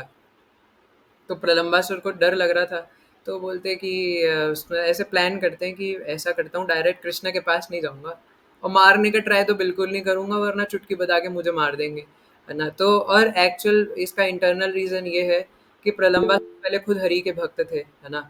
तो उनको अपने संस्कार वो ये सब करने भी नहीं दे रहे थे, है ना, क्योंकि पहले भक्ति तो थे, तो भक्ति तो कभी विनाश होती नहीं है। तो इसलिए उनके संस्कार भी उन्हें ऐसा करने ही नहीं दे रहे थे कि वो कृष्ण के पास जाए और उनको मारने की चेष्टा करें, है ना। तो कहते हैं कि ठीक है, मैं जो उनका बड़ा भाई है ना, बलराम गोरा, है ना, तो मैं उनके पास जाऊंगा और उनको भी मारूंगा नहीं, उनको उठा करके ले आऊंगा, और उनके पीछे पीछे वो नीला वाला तो आ ही जाएगा, नीलमणि, है ना, पीछे पीछे। तो भाई साहब आप ऐसा है कि मैं बड़े वाले को ले आऊंगा, छोटा वाला पीछे पीछे आ जाएगा, फिर आप देख लेना आपको क्या करना है, मैं जिंदा यहाँ तक ले आऊंगा। तो कंस कहते हैं अच्छा सच में ऐसा कर सकते हो क्या तुम। तो प्रलंबासुर कहते हैं हाँ बॉस, आप एक मौका दीजिए बस, है ना, मैं आपको करके दिखाता हूँ, मैं यहाँ लेके आ दूंगा, भागता तो मैं वही तेज लंबा चौड़ा हूँ, है ना। ऑटो से 40 मिनट लगते हैं मथुरा से वृंदावन जाने में, लेकिन प्रलंबासुर एक जंप मार दे तो वृंदावन से सीधा मथुरा पहुंच जाए, है ना। एक पैर वृंदावन में, दूसरा रखे तो मथुरा, है ना, ऐसे पहुंच जाए। तो कंस ने बोला ठीक है, तुम भी एक बार ट्राई कर लो। तो यहाँ पे वही बता रहे कि प्रलंबासुर फिर यहाँ पे भगवान के बीच में आ गया। और कैसे आया, है ना, कि ये कृष्णा बलराम इधर उधर अलग अलग क्रीड़ाएं कर रहे थे, अलग अलग पक्षियों की, मोर की, इधर उधर की आवाजें निकालने का प्रयास कर रहे थे। उसी समय ये प्रलंबासुर बीच में आ गया, है ना, गोप सखाओं का वेश लेके। राक्षस बन के आता तो फिर तो सीधा मार ही देते, है ना। लेकिन कृष्णा को सब लोग तंग कर रहे थे, कन्नू को, है ना, और ये बीच में प्रलंबासुर आ गया, है ना, ग्वाल सखे का रूप लेके, सखा का रूप लेके। तो अ, बलराम जी के पास नहीं गया ना, किसी के पास नहीं गया, सीधा कृष्णा के पास गया, है ना, और सीधा कृष्णा से जाके बोला कि मैं भी खेल सकता हूँ क्या भैया, है ना। तो कन्नू कहते हैं कि ठीक है ना, आ जाओ खेलो। तो इससे पहले कि प्रलंबासुर कुछ और बोलते, भगवान ने उसका हाथ पकड़ा और बोले आओ ना, है ना, चलो साथ में खेलते हैं। तो ये भगवान के अंदर एक विशेषता है ना, कि जो भी भगवान की शरण में एक बार भी आता है, वो कैसा भी कुछ भी क्यों ना हो, है ना, क्योंकि वो बलराम जी के थ्रू आना चाह रहा था। तो जो भी बलराम जी के थ्रू एक बार आ जाता है, फिर भगवान उसे बस पकड़ के, है ना, खींच ही लेते हैं अपने पास। तो प्रलंबासुर अब बीच में आ गया, तो बताते हैं कि आप लोग ये क्या बोरिंग गेम खेल रहे हो, मैं आपको कुछ नया बताता हूँ, कुछ नया खेलते हैं ना, क्या अभी सब फालतू के गेम्स खेलने में लगे हो। तो कन्नू बोलते हैं अच्छा आपको कुछ नए गेम्स पता है, ठीक है बताओ। तो प्रलंबासुर कहते हैं ठीक है मैं आपको बताता हूँ, देखो वो वट वृक्ष दिख रहा है ना, हम क्या करेंगे कि हम लोग हिरण जैसे कूद कूद के और उस वट वृक्ष तक जाएंगे, है ना, दो टीम बना लेंगे, और एक टीम में आधे बच्चे, एक टीम में आधे बच्चे, और फिर दोनों टीम ऐसे फुदक फुदक के वहां तक जाएंगे, और जो टीम पहले पहुंच जाएगी वो जीत जाएगी, और जो हारेगी वो जीतने वाले को अपने कंधे पर बिठा के और वन तक लेकर जाएगी, है ना। तो इसमें देखो कितना आनंद आएगा। तो सबको लगता है अरे यार, है ना, ये प्रलम्ब ने तो बड़ा अच्छा, है ना, आइडिया बताए, तो बड़ा अच्छा गेम है, चलो आज यही खेलेंगे। तो प्रलंबासुर को तो पता था कि भैया मैं कृष्ण से पंगा नहीं लूंगा, तो अगर मुझे बलराम जी को कंधे पे बिठाना है तो मैं कृष्ण की टीम में रहूंगा, है ना। तो अब ये प्रलंबासुर कृष्ण की टीम में रुक जाता है, और बलराम जी दूसरी पार्टी में, अपोनेंट पार्टी में, है ना। तो दोनों टीम्स बनती है और दोनों एक साथ भागना शुरू करते हैं। और प्रलंबासुर हालांकि बहुत तेज भाग सकता था क्योंकि असुर था, पर वो भागता नहीं है। प्रलंबासुर धीरे धीरे धीरे धीरे है ना एक छोटे से कुत्ते के समान चलता है और ऐसे जाता है ताकि वो हार जाए, ताकि बलराम जी को कंधे पे बिठा सके। और सब लोग भाग रहे होते हैं, तो कृष्णा कुछ अलग ही हरकतें करने में लगे हुए थे, है ना। वो कभी फुदक के, कभी गिरने का प्रयास कर रहे, कभी कुछ कर रहे हैं। तो जो भी हुआ, ऐसे धीरे धीरे करके कृष्णा की टीम हार गई, है ना। क्योंकि प्रलंबासुर और बहुत धीरे चल रहा था। अब वहां पे तो बलराम जी है, बड़े भैया है ना, उनको तो जीतना ही है। तो बलराम जी की टीम जीत गई, है ना। अब कायदे के हिसाब से जैसा निर्धारित हुआ था, हारने वाली पार्टी जीतने वाली पार्टी को अपने कंधे पर बिठाएगी, चढ़ाएगी। तो अभी ये प्रलंबासुर वगैरह ये तो बहुत खुश हो गया, है ना। तो कृष्णा भी तो हारे थे, तो उनको भी अपने कंधे पे किसी को बिठाना पड़ेगा। तो कृष्णा ने शायद सुबलसखा को या श्रीदामा को बिठाया था, है ना। लेकिन कृष्णा उसमें भी शैतान है ना, उसमें भी मान तो रहे नहीं थे। तो श्रीदामा को बिठा लिया कृष्णा ने, और वन की तरफ जा ही नहीं रहे, है ना। कभी ऐसे सोचे कि मैं जैसी श्रीदामा बैठेगा ना ऐसे कर दूंगा, है ना, या फिर मैं ऐसे नीचे झुक करके निकल जाऊंगा, है ना, फिर श्रीदामा गिर जाएगा और फिर मैं ठाके मार के हंसूंगा, है ना। लेकिन वो लोग भगवान से भी ज्यादा चतुर थे। क्योंकि लीला इस प्रकार की है ना, कि वो सोचते थे कि मैं इनको तंग करूंगा, भगवान ऐसा सोचते थे। लेकिन सखाओं को लगता था कि ये कृष्णा छोटा सा यार, ये कन्नू, है ना, इतना छोटा सा, अभी बता रहे कि उनका मुंडन भी नहीं हुआ था। तो कन्नू इतना छोटा सा है ना, अगर मैं सही में बैठ गया तो पिचक ना जाए बेचारा, है ना। तो अपने पैरों का सपोर्ट जमीन पर रखते थे और ऐसे दिखाते थे कि हाँ कन्नू के ऊपर बैठे हैं, है ना। तो कन्नू भी सोचते थे कि यार ये बैठा तो है, पर ऐसा क्यों लग रहा है कि कुछ बैठा नहीं है ना, कुछ महसूस ही नहीं हो रहा। तो इस प्रकार भगवान और भगवान के भक्त, भगवान के गोप सखा आपस में लीला करते हैं। लेकिन ये प्रलंबासुर का तो अब आइडिया पूरा हो गया था, है ना। तो ये कहता है मैं अपने कंधे पे सिर्फ बड़े भैया रोहिणी नंदन बलराम जी को बिठाऊंगा और किसी को नहीं। तो बलराम जी को अपने कंधे पर बिठाता है और मथुरा की तरफ भागना शुरू कर देता है जोर से। मथुरा की तरफ अभी ग्वाल सखे के रूप में था, तो छोटा था, तो छोटे छोटे पैरों से भाग रहा था। पहले धीरे धीरे भागता है, फिर जैसे ही वो गोप सखाओं की नजरों से दूर हो जाता है, अलग रास्ते में निकल जाता है, तो थोड़ा तेज भागने लग जाता है। अब बलराम जी को थोड़ा लग रहा था ना कि कुछ तो गड़बड़ है ना भैया, ये आप लोकेशन के हिसाब से तो नहीं चल रहे, है ना। लोकेशन गूगल मैप तो कुछ और दिखा रहा था, ये आप कौन सी लोकेशन में ले जा रहे हो, है ना, ये रूट तो मैंने आज तक नहीं देखा। तो बलराम जी को लगा पक्का कोई ड्राइवर में गलती है ना, या तो गाड़ी में गड़बड़ है या ड्राइवर में गड़बड़ है, पर दोनों ही एक ही है, गाड़ी ड्राइवर एक ही है यहाँ तो दोनों में गड़बड़ है ना। तो अब 1 स्टार रेटिंग देके तो कुछ होगा नहीं। तो बलराम जी ने अपना वेट बढ़ा लिया, है ना, लगा कुछ तो गड़बड़ हो रही है। तो अब ये ग्वाले के रूप में था, अभी ये सोचा कि ये अचानक से क्या हो गया, ये मैं चल क्यों नहीं पा रहा। तो अब वो धीरे धीरे बलराम जी और वेट बढ़ाए जा रहे धीरे धीरे, तो वो एकदम 1 किलोमीटर प्रति घंटे की स्पीड पे आ गया, ऐसे चल है ना। उसके बाद फिर धीरे धीरे प्रलंबासुर को लगा अब ऐसे काम नहीं चलेगा, तो अपने असुर फॉर्म में आ गया वापस से। तो सुखदेव गोस्वामी वर्णन करते हैं कि बलराम जी उस असुर को देख करके कुछ सेकंड के लिए भयभीत हो गए थे।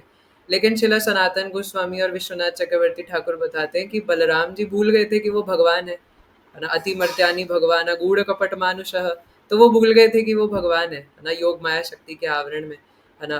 क्योंकि वो लीला इस प्रकार से करना चाहते हैं, तो इसलिए कुछ सेकंड के लिए बलराम जी ने ऐसा दिखाया कि वो डर गए थे, है ना। लेकिन कुछ ही क्षणों बाद उन्हें पता चल गया कि असुर है और ये भगवान का अपहरण करने आया है। तो इससे पहले प्रलंबासुर और कुछ कर पाता, यहाँ पे भगवान ने ज्यादा लड़ाई नहीं करी, है ना। भगवान ने अपनी मुट्ठी ली, है ना, और गर्दन पे बैठे हुए थे और अपनी मुष्टि से ऐसा प्रहार किया कि प्रलंबासुर का पूरा सर उसके गर्दन के अंदर चला गया, है ना।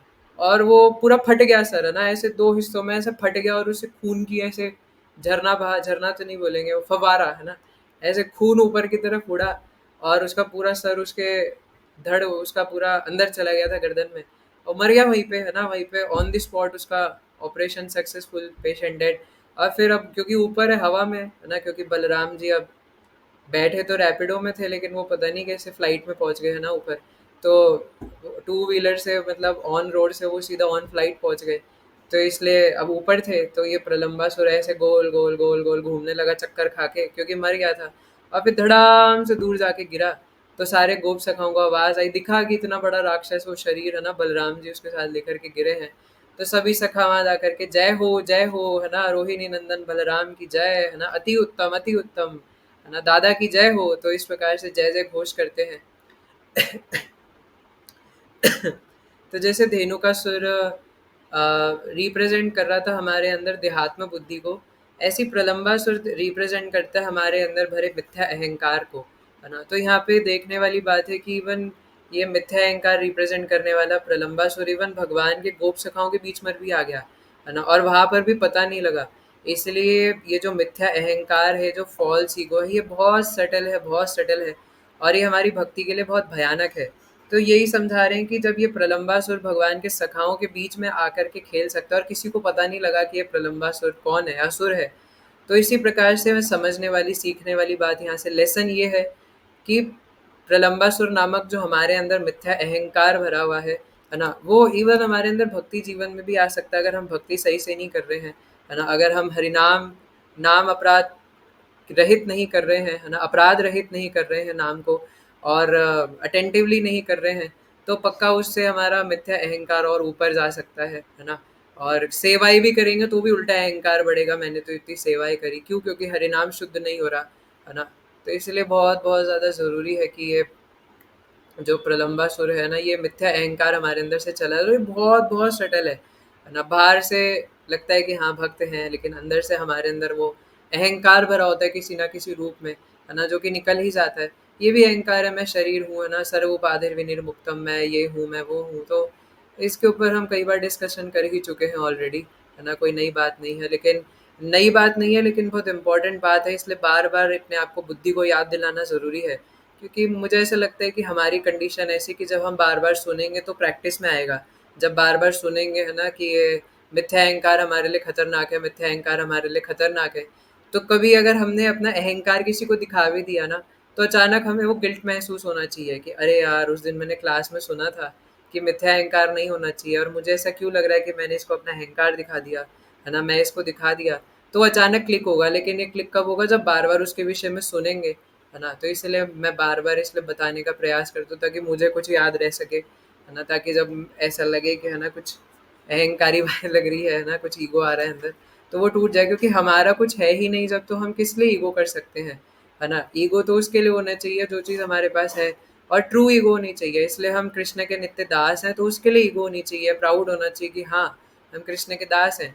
लेकिन जो चीज़ हमारी है नहीं, उसके लिए ईगो कर लेते हैं, है ना। कोई चीज़ अगर हम अच्छे से कर पाते हैं, उसके लिए ईगो कर लेते हैं कि मैं ये चीज़ अच्छे से कर पाता हूँ। जैसे कुकिंग भी है, अगर कुकिंग भी मैं अच्छे से कर लेता हूँ, तो क्या, है ना, श्रीमती राधा रानी से अच्छी कुकिंग कर सकते हो क्या, है ना। भगवान उठा के फेंक देंगे अगर उसमें प्रेम नहीं होगा, है ना। तो इसलिए हम भगवान और भगवान के भक्तों से आगे कभी नहीं बढ़ सकते, है ना। इसलिए इस जगत, जैसे एक केशवानंद प्रभु जी बता रहे थे कि ये संसार कैसा है कि गधे ही गधों को अप्रिशिएट कर रहे हैं, है ना, सारे वैशाख नंदन भरे पड़े हैं, तो गधे ही गधों को अप्रिशिएट कर रहे हैं। 100 गधे, है ना, मिल करके दूसरे गधों को अप्रिशिएट कर रहे हैं। जैसे वो बोलेंगे, अरे आप तो बड़े सुंदर हैं, आप तो बड़े हैंडसम दिखते हैं, है ना, वो हैंडसम नहीं, हैंड पंप दिखता है ना, आप तो बड़े ब्यूटीफुल है ना, आप तो कितने सुंदर हैं, है ना, आप तो ये है, आप वो है, आप तो कितने स्मार्ट हैं, आप कितने इंटेलिजेंट हैं, है ना, यही सब तो चलता है संसार में। अगर ये सब बंद हो जाए, अगर ये फ्लर्टी बातें बंद हो जाए,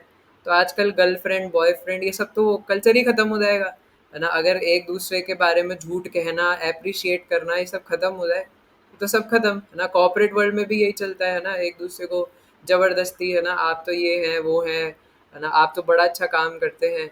ऐसे ही कई बार हम लोग इवन एक दूसरे को भी कह देते हैं आप तो बड़े अच्छे भक्त हैं, ये है, वो है ना, जबकि अंदर कुछ है नहीं। तो खास करके मटेरियल लाइफ में तो ये बहुत खतरनाक होता है ना। इसीलिए गधे ही गधे के पीछे पड़े। अब जैसे 100 गधे हों, और वो किसी एक गधे को आकर बोले तुम तो बहुत अच्छा रेखते हो, है ना, काश हमें भी ऐसा रेखना आता, है ना, तुम इतना ढहचू ढहचू इतना अच्छा करते हो, काश हमें भी इतना अच्छा ढहचू ढहचू करना आता, तुम तो यार इतने डंडे खाते हो अपने मालिक से, काश हम भी इतने अच्छे डंडे खाते।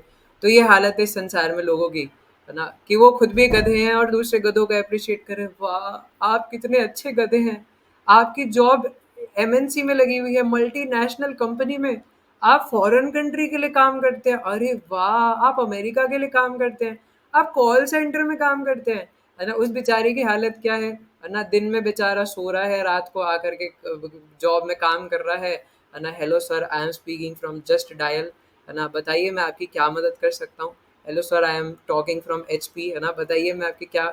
ये तो उसकी हालत हो रखी है बेचारे की, है ना। तो इसलिए, लेकिन ये मिथ्या अहंकार ऐसा है ना कि हमें मिथ्या अहंकार के वजह से हमें ये भी लगता है कि हम धेनु का सुर है, मतलब वो देहात्म बुद्धि अंदर आती है। तो ये दोनों ही बहुत हमारे लिए खतरनाक राक्षस है, इसलिए दोनों का वध आदि गुरु ही कर सकते हैं, गुरुदेव ही कर सकते हैं। इसलिए इन दोनों को भी पता है कि हमें बलराम जी की शरण में जाना है, क्योंकि वो गुरु है ना? इसीलिए अगर ये मिथ्या अहंकार और ये देहात्म बुद्धि अगर कोई इसको उठा करके फेंक सकता है, तोड़ सकता है, निचोड़ सकता है, तो वो सिर्फ़ और सिर्फ़ बलराम जी हैं या गुरुदेव है। उनके अलावा और किसी में दम नहीं है। ना हमारे भजन में बल है, ना कोई साधना में बल है।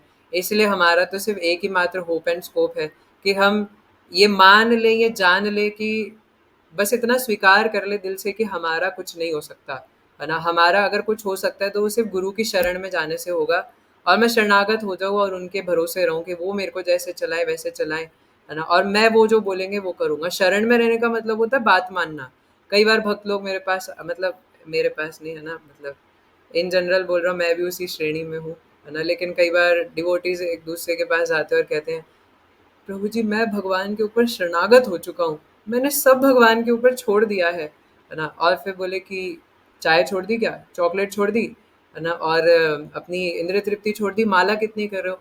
नहीं प्रभु जी, माला तो प्रभु अभी मैं 3 महीने से चार तीन तीन 3.5 माला प्रभु जी मेरी हो जाती है ना? 3 माला करने के बाद वो 108 में से 54 माला मतलब 54 बार वो जप लेता हूँ, उसके बाद फिर कोई आके रोक देता है, प्रभु जी तो 3.5 लोग एक्चुअल में ऐसे नमूने भी होते हैं ना, कि 3.5 माला प्रभु जी मेरी हो जाती है, पर प्रभु जी शरणागत में हूँ भगवान के, है ना?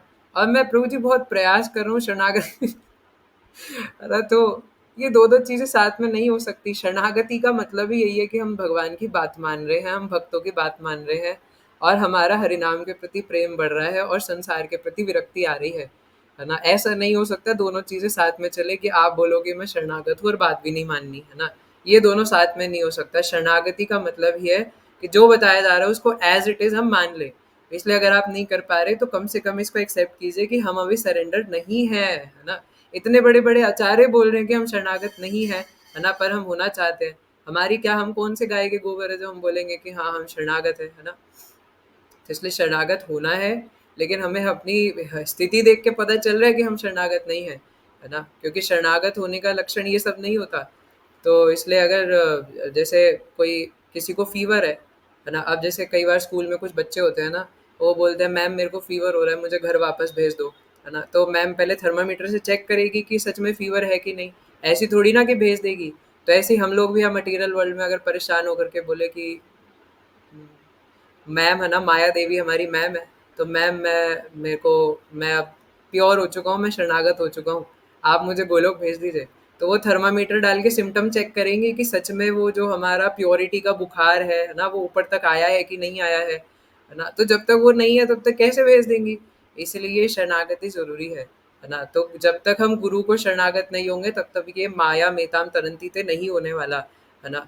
तब तक हम माया से पार नहीं पा सकते। इसीलिए चाहे वो देहात्म बुद्धि हो, चाहे वो फिर ये मिथ्या अहंकार हो, ये तभी टूटेगा जब हम गुरु की शरण में जाएंगे, क्योंकि गुरु जब अपना संन्यास डंडा मारेंगे, है ना, उन दोनों में, तब जाके वो ब्रेक हो सकता है। तो इसलिए परसों बलराम पूर्णिमा आ रही है ना? तो परसों तो है ही, लेकिन पूरे साल ही हम इस चीज़ को याद रखें और आजीवन इस चीज़ को याद रखें कि सिर्फ और सिर्फ बलराम जी हमारा एकमात्र सहारा है ना? तो तुम ही हो हमरे, पता नहीं क्या भजन गाया था ना वो लता मंगेशकर ने, है ना? तो पालनहार जो भी है, तो जो भी है हमारे लिए बलराम जी ही है। और इसलिए अगर कोई कृष्ण को प्रसन्न करना चाहता है तो बलराम के पास तो जाना ही पड़ेगा, और बलराम होइलो निताई, है ना? तो यस, जाना तो पड़ेगा, है ना, बलराम जी के पास, तब तक बात नहीं बनेगी। तो इसलिए सिर्फ एक दिन की बात नहीं है ये, इसलिए हम हर साल ये कथा, वही सेम कथा है ना? कुछ नए नए भक्त जुड़ते हैं, उनको नया लगता होगा, है ना? लेकिन बाकी कथा तो सेम ही है, तो हम तीनों साल चर्चा करते हैं। हालांकि हमारे परीक्षित महाराज कहते हैं कि मैं जितनी, नैमिषारण्य के ऋषि मुनि कहते हैं, मैं जितनी बार इन कथाओं को सुनता हूँ हमेशा नित्य नवीन लगती हैं। बस वो सिम्टम हमारे अंदर नहीं है ना? लेकिन एक्चुअल में भगवान की कथा जितनी बार सुनी जाए उतना आनंद आता है ना? एक, जैसे मैं पढ़ रहा था शायद कुंती महारानी वाले अध्याय में ये टॉपिक आता है ना? नहीं, पहले स्कंद भागवत के अंदर ही कहीं आता है ना? मुझे एग्जैक्ट नहीं याद आ रहा अभी। तो उसमें एक जगह पर बताया गया था कि अर्जुन और जितने भी पांडव थे, है ना? वो लोग सोचिए भगवान से कितने आसक्त होंगे, है ना? क्योंकि वो ऐसा क्या था यार एग्जैक्टली, है ना? क्योंकि वो तो हमेशा भगवान के साथ रहते थे, तो एक बार सुनने का तो मतलब ही क्या है ना? वो तो डेली भगवान के साथ रहते थे, है ना? वो लीलाएं उन्होंने पता नहीं कितनी बार सुनी होंगी, कितनी बार देखी होंगी, खुद के साथ हुई होंगी, है ना? लेकिन उनको फिर भी इतना विरह महसूस कर रहे थे, है ना? और हम आधी बार में बोर हो जाते हैं ना, क्योंकि हमारे अंदर वो भोग ऐश्वर्य की भावना भरी पड़ी है। तो कम से कम शरणागत होके सबसे हट करके हम कुछ लीला श्रवण करने का प्रयास करें, सादा जीवन उच्च विचार बिताने का प्रयास करें, तब जाके हम कुछ होप एंड स्कोप है कि इस जन्म में, है ना, कुछ कुछ भक्ति कर पाएंगे, है ना? तो परसों रक्षाबंधन भी है, तो कोई हमारी रक्षा कर नहीं सकता, और ना हम किसी की यहाँ पे तो ज़्यादातर प्रभु जी ही हैं, है ना? माता जी हमारी क्लास में अलाउड नहीं है तो इसलिए आप सबको पता ही है ना कि हम किसी की रक्षा कर नहीं सकते, है ना? तो इसलिए हमें कोई भी राखी बांधे, या कोई माता जी किसी के भाई को, अपने भाई को, ना फलाने के भाई को राखी बांधे, कोई किसी की रक्षा नहीं कर सकता। बहनों की रक्षा, भाइयों की रक्षा, बहनोइयों की रक्षा, भाइयों के बहनों की रक्षा, माता पिताओं की रक्षा, चाचा ताऊओं की रक्षा, दादा दादियों की रक्षा, जीव जंतुओं की रक्षा, है ना? जितने भी लोग हैं सबकी रक्षा सिर्फ और सिर्फ बलराम जी कर सकते हैं, है ना? और कोई नहीं कर सकता। इसलिए अगर अगर रक्षा सूत्र बांधना है तो बलराम जी को बांधे, उनके चरणों में रक्षा सूत्र बांधे। इवन प्रभु जी भी बांधे, है ना? मतलब क्योंकि हम लोग ये शरीर थोड़ी ना है ना? अभी हम पुरुष शरीर में है, लेकिन हम तो आत्मा है ना? तो इसलिए हम लोग भी बलराम जी को वो रक्षा सूत्र बांधे कि हम आप हमारी रक्षा कीजिएगा माया से, माताओं से, है ना? और और और आप हमारी रक्षा करना, है ना? कि मैं कभी भी भक्ति से दूर ना जाऊं और हमेशा आपका हरि नाम लेता रहूं, है ना? राम राम राम नाम सत्य है, मैं मरने के बाद ना जानूं, है ना, बल्कि आजीवन देखता रहूं, जानता रहूं, है ना, इस बात को। तो इसी के साथ आज की क्लास को हम यही विराम देंगे। और बलराम पूर्णिमा पे एकादशी व्रत रखना है ना? तो 12 बजे तक व्रत रहेगा, नॉर्मल व्रत, और उसके बाद एकादशी व्रत, है ना? तो ऐसा नहीं कि 12 बजे के बाद अन्न खा लेना है, 12 बजे के बाद Ekadashi have to be followed, क्योंकि विष्णु तत्व के जो व्रत होते हैं वो पूरे दिन होते हैं, है ना? इसलिए नित्यानंद त्रयोदशी, गौर पूर्णिमा, जन्माष्टमी तो ऑब्वियसली है ही, और बलराम पूर्णिमा, ये जितने भी व्रत है वो पूरे दिन होते हैं। इवन राधाष्टमी वैसे 12 बजे के बाद अन्न ले सकते हैं, पर जो परम पूज्य शिला गुरु महाराज, है ना, उनसे जो एस्पायरिंग है और जो उनको उनके चरणों को फॉलो करना चाहते हैं, तो हमारा राधा अष्टमी पर भी फुल डे व्रत रखते हैं एकादशी की ही तरह, है ना? तो वो भी कर सकते हैं। ओके, सो इसी के साथ हम आज की कथा को विराम देंगे। और कई सारी चीज़ें आप कर सकते हैं ना। बलराम जी को हनी बहुत ज़्यादा पसंद है, लेकिन हनी वो डाबर वाला प्लीज़ प्रयास कीजिएगा ना लाएं, है ना? कभी वो डाबर का 18 रुपए वाला हनी ले आए और सोचे कि वाह बलराम जी को ये हनी खिलाऊंगा, है ना? वो फ्रुक्टोस प्रोटोस पता नहीं क्या क्या होता है, मिलावट वाला, है ना? तो मेरे ऊपर तो नारायण प्रभु की कृपा है, उन्होंने मुझे जंगल का, है ना, प्योर वाला, मतलब मेरे ऊपर क्या है ना, बलराम जी अपने आप व्यवस्था करा लेते हैं, है ना? तो उन्होंने इतना बड़ा बॉटल भर के वो हनी भेजा था, और अभी वो पैक्ड का पैक्ड ही पड़ा, अभी तक वो ओपन तक नहीं हुआ, है ना? तो वो बलराम पूर्णिमा में ही उसका ओपनिंग होगा, है ना? और ऑफर होगा कृष्ण बलराम को। तो इसलिए हनी बहुत ज़्यादा पसंद है, तो अगर कहीं से अगर अच्छा हनी, अगर आपके पास लक्ष्मी है, तो कुछ अच्छे हनी भी मिलते हैं अमेज़न वगैरह पे 700-800 रुपए तक के, है ना? तो वो भी मँगा सकते हैं, है ना? और नहीं है तो बहुत सारी चीज़ें, बलराम जी को चीकू पसंद है ना? जो साउथ इंडिया वगैरह से रहते हैं, आइस एप्पल का मौसम है अभी, है ना? जो मतलब ताल फल, है ना, उसका मौसम है। हाँ, नारायण प्रभु, है ना? पहले कच्चे वाला था, पके वाला चल रहा है ना, महाराज आज बता रहे थे सुबह क्लास में। तो इस हाँ, है ना? प्रभु जी एक्चुअली मिल नहीं रहा है यहाँ पे, इसीलिए मैं किया, अच्छा, थम्स डाउन किया, पर मेरे को महाराज कह रहे दिखा थे नहीं कि मार्केट में। अभी मौसम है, इसी मौसम में पकता है और इसी मौसम में मिलता है।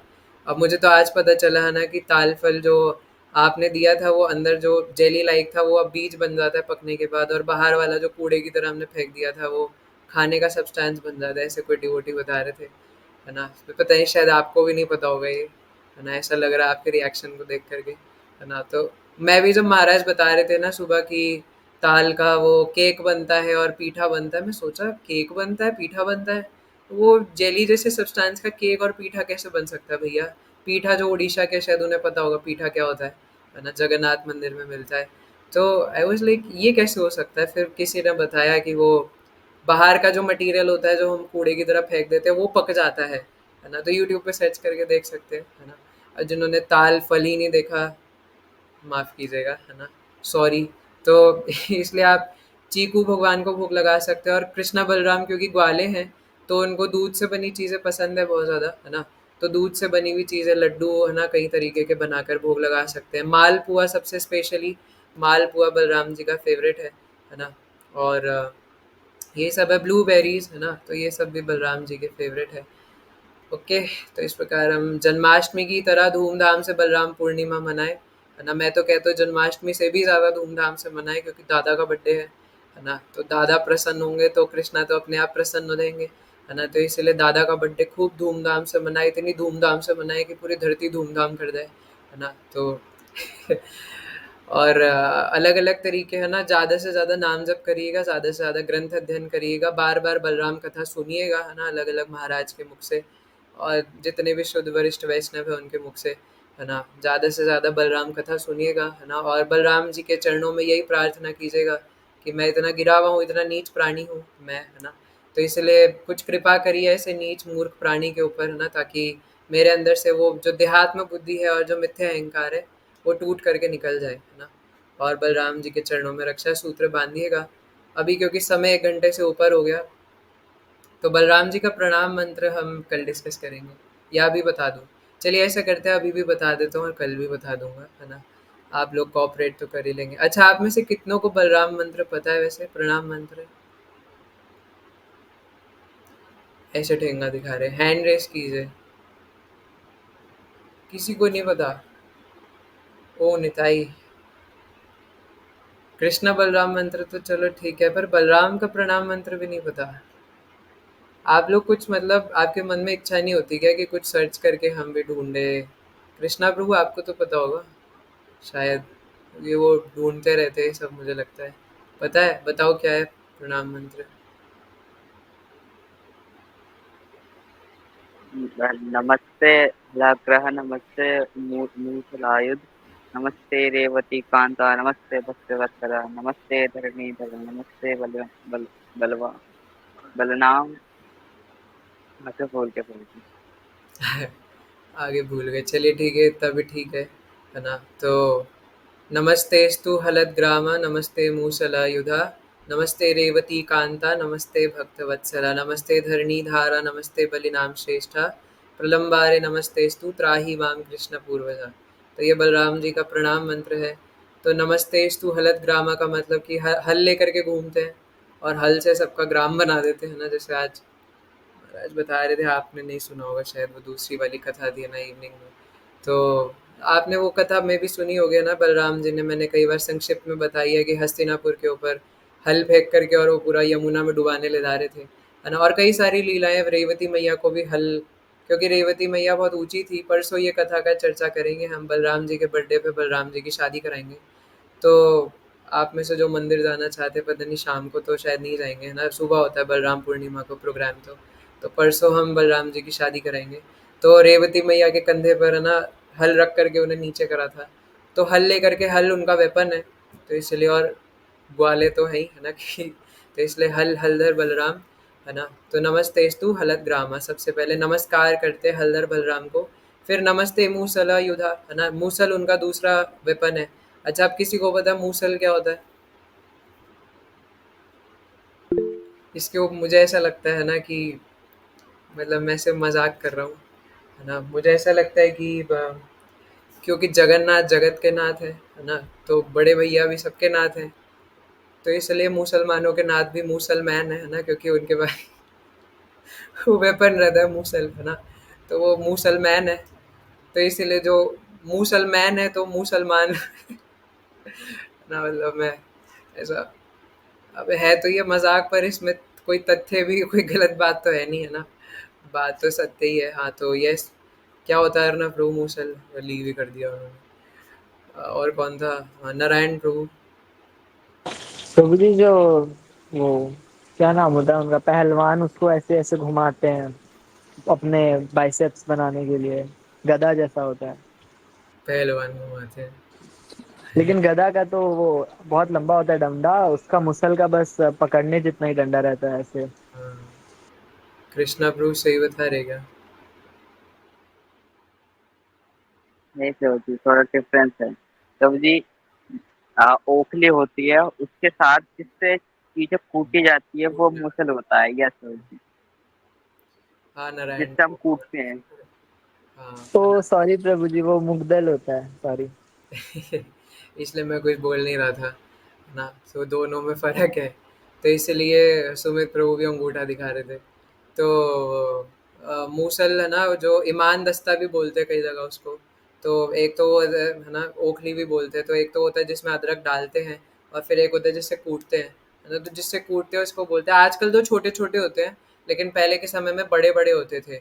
जैसे जिन लोगों ने वो एक व्यक्ति आता था ना, उसकी वीडियो देखी हो, राम राम सारे आने आज मेरे 75 दिन चैलेंज का तीसरा दिन है। तो वो उसमें बादाम पीस के दिखाता था। तो वो भी छोटा वाला था, बल्कि वो भी हमारे वालों से काफ़ी बड़ा था, गांव वाला। लेकिन पहले बहुत बड़े बड़े होते थे। तो बलराम जी के पास वही एकदम डिवाइन मूसल है। तो इसलिए नमस्तेस्तु हलत ग्रामा नमस्ते मूसल युद्ध, जो मूसल से युद्ध करते हैं। और नमस्ते रेवती कांता, है ना, रेवती मैया के कांता हैं, जो उनके हस्बैंड है प्यारे प्यारे, है ना। नमस्ते रेवती कांता और नमस्ते भक्त वत्सला, है ना। इसीलिए बलराम जी डेंजरस जरूर हैं, लेकिन बलराम जी भक्त वत्सल भी हैं, है ना। तो डेंजरस तो वो होते हैं ना, क्योंकि अपनी लीलाएं प्रदर्शन करने के लिए, है ना, अपने भक्तों को आनंद प्रदान करने के लिए वो आता है भक्तों को उसमें भी आनंद, है ना। तो डेंजरस बन जाते हैं, लेकिन ही इज़ वेरी भक्त वत्सल, है ना। कि कोई भी एक बार भी बलराम जी की शरण में आ जाता है, कितना भी पापी क्यों ना हो, एक सेकंड में माफ़ कर देते हैं, है ना। और निताई की शरण में आने पे तो कुछ भी नहीं देखते, है ना, सीधा माफ़ कर देते हैं, चाहे कोई जगाई मधाई क्यों ना हो। तो ठीक है, अभी समय ज़्यादा हो गया है, फिर 9 बज चुके हैं। तो आधा मंत्र अभी रह गया है ना, मतलब 2 पार्ट्स में ये। तो जो पहले वाला है और बाद वाला है उसको फिर कल, है ना, हम लोग करेंगे। कल हम द्विविदा गोरिल्ला की कथा, है ना, हम लोग पढ़ेंगे कृष्णा बुक से। और परसों, क्योंकि 2-4 असुर टोटल बलराम जी ने मारे थे, है ना। एक द्वारका में, एक नैमिषारण्य में और 2 वृंदावन ब्रजलीला में। तो ब्रजलीला वाले तो पढ़ लिए, अब कल पढ़ेंगे द्विविदा गोरिल्ला। और फिर परसों शादी कराएंगे, फिर हम कृष्ण लीला में चलेंगे। Okay. So thank you so much आप सबका जुड़ने के लिए। आज हमारा चौथा दिन है शायद बलराम कथा का। तो आपका बहुत बहुत धन्यवाद, है ना। और भी कई सारी कथाएं हैं, हर बार हम शायद 7 या 8 दिन का करते हैं। इस बार 2-3 दिन कम हो गया। तो कोई नहीं, है ना, जैसा भी है जो भी है ना। जय जय श्री श्री कृष्ण बलराम जो की जय। हरे कृष्णा कृष्ण हरे कृष्ण कृष्णा हरे हरे हरे, कृष्ण कृष्ण कृष्ण राम हरे हरे, राम हरे राम राम हरे हरे राम हरे, राम राम हरे हरे हरे। कृष्णा हरे हरे कृष्णा कृष्णा हरे कृष्णा हरे कृष्ण कृष्णा, कृष्ण हरे हरे, हरे हरे राम राम हरे राम राम राम राम राम राम हरे हरे हरे हरे। कृष्णा हरे हरे कृष्णा कृष्ण कृष्ण कृष्ण हरे हरे, हरे राम राम राम हरे हरे। श्री श्री कृष्ण बलराम जो की जय। जय जगत गुरु जय। श्रील प्रभुपाद की जय। जय अनंत जय वैष्णव भक्त वृंद की जय हो। जय। हरि गौर प्रेमानंदे, हरि हरि बोल। हरि